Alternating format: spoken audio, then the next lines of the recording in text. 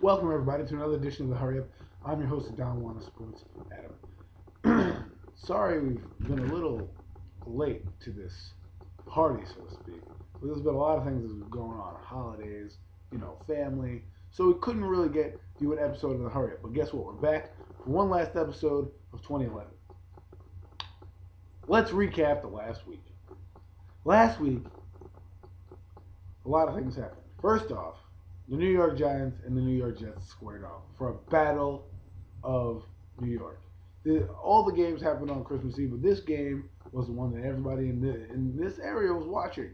It pinned brother against brother, friend against friend, family member against family member. Whatever it was, somebody had something riding in this game, especially the Giants and the Jets.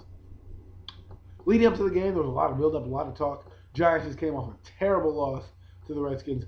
The Jets just came off a terrible loss to the Eagles. So what was there to play for? Well, the playoffs were there to play for.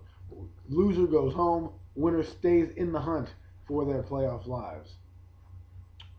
Well, it was a great game back and forth, but the Giants triumphed, basically making the Jets and their coach be quiet. Now, the Jets have a chance to still get into the playoffs this coming Sunday, but they're going to need a lot of help. What they should have done was taken care of their business. They like to run their mouth. The Giants put them in their place, told them who the Battle of New York was. So the Giants are in the playoffs. It sets up the key matchup this Sunday. Before we get into that matchup, we're still going to talk about this weekend because this weekend was Christmas weekend. And what happened on Christmas weekend?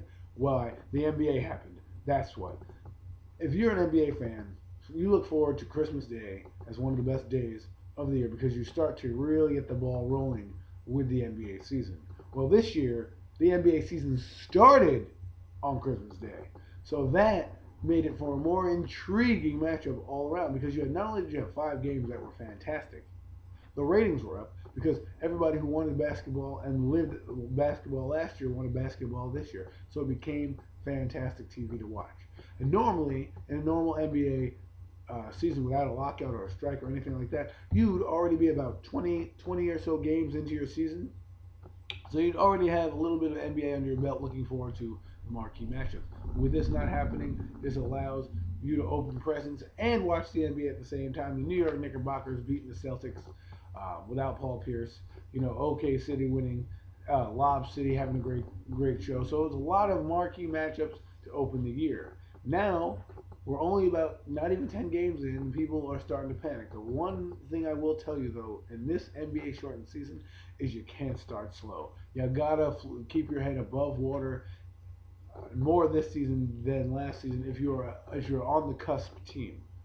If you're a team that starts late, for example, Sacramento, Minnesota, those teams, if they want to make a run, which most likely they won't because, let's be honest, it's Minnesota and Sacramento. But if they want to do something, and even the Golden State Warriors, you want to do something, now's the time to do it. Take advantage of the games now while everyone's still getting their sea legs under them. This is where you take advantage. So then down the stretch, you already accumulated some wins where you can hopefully propel yourself into the playoffs. That's the only reason and the only time I'll ever say that right now is at the beginning of the year. Because it is a lockout. It takes advantage. It's an advantage to younger teams. Also, I want to tell you that the NBA's rookies are going to play a lot bigger role this year because all of them came in at the same time. There was no real training camp. Most of your draft picks are going to make the ball club, so you didn't really have too much time to sign free agents. You're going to see a lot of free agents brought in as the season goes on with injuries and things like that. But you didn't have time to really get your team set, so you're going with the guys that are on your roster and that you drafted. So you're going to see a lot more young NBA talent emerge during this lockout season. During this lockout shortened season. So be prepared to see a lot of faces that you may not have recognized or even known were in the NBA. Now, let's get back into the matchup of the weekend. There's no bigger matchup in the NFC than the Dallas Cowboys versus the New York Giants at MetLife Stadium. Here it goes. For all the marbles. NFC East crowns on the line, a playoff berth is at stake. This is what you play for. Roger Goodell, you got your wish. You wanted to make the games meaningful at the end of the year. Well, guess what? They are meaningful this year, especially in the NFC East. The Cowboys and the Giants have put themselves in this position. And believe it or not, both teams have struggled down the stretch and yet they're still here. If you had told Giant fans and even Cowboy fans that, hey, you'd have a shot to win the NFC East on the end of the year against a division rival, you take it. You take it. But let's break down a little bit of the game before we close out the show for the new year. All 11 playoff spots are set in the AFC and the NFC. There's one spot remaining. Nothing you can be played for except for some seeds here and there with New Orleans and the 49ers. All the teams are really set into going to the playoffs. But now you have the Dallas Cowboys, who just came off a win, a loss, against the Philadelphia Eagles and got trounced. Their quarterback got a little beat up, banged up, and they took out their starting quarterback. They still had their starting team out there, but they didn't have their starting quarterback. And everyone's like, oh, it doesn't matter. They pulled everybody. They didn't pull everybody. The starting defense was out there and didn't make a stop. I don't care who you are. Make a stop. You let Philadelphia run up and down the field. If you didn't want to play, get off the field. This is the NFL.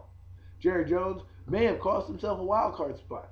Because you know what? If they lose to the Giants, there was a chance for them to get the wild card if Detroit won the game, or lost the game. Atlanta, because they held the tiebreaker with Atlanta. There was scenarios that could have broke their way, but now you don't even have that shot, which is fine. You made that choice. That's your decision. You live with it. As for the Giants, maybe the Redskin game was a product of knowing that it didn't mean anything. Maybe it was that. If you look at it, people are going lethargically through the game. You didn't need to play. You didn't need to be up for it. Now your backs are against the wall. Would it have mattered if they won that game? Probably not. They'd still probably be playing for the NFC's crown today, this weekend, on Sunday. So we don't know, but all we know is this: one game, two teams, one spot, one championship. Who's going to prevail? Makes for some great TV. It's been flexed to 8 o'clock, so all those people who were recovering from the New Year's celebrations, you'll have time. Those rowdy fans, get rowdy, get loud, Giant fans, because this is it. You could determine a whole coaching staff's future on one game. One game, 2012. Start the year off right. I'm your host, Don One Sports. This has been The Hurry Up. I'm Adam, signing off till next year. Enjoy, everybody.